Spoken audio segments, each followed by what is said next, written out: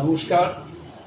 আমাদের দেশের প্রধানমন্ত্রী সম্মানীয় নরেন্দ্র দামোদর দাস মোদীজি তিনি আহ্বান রেখেছেন যে আমাদের 1 জুলাই থেকে 15 আগস্ট পর্যন্ত, অর্থাৎ 1 জুলাই থেকে 15 আগস্ট পর্যন্ত মাই ভারত যে পোর্টাল আছে সেই পোর্টালে সবাইকে রেজিস্ট্রেশন করতে হবে।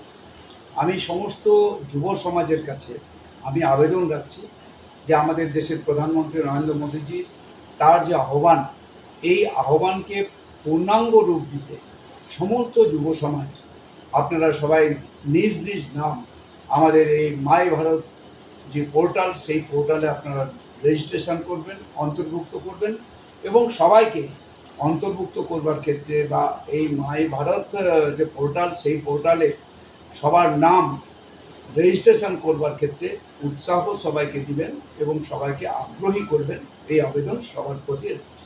ধন্যবাদ।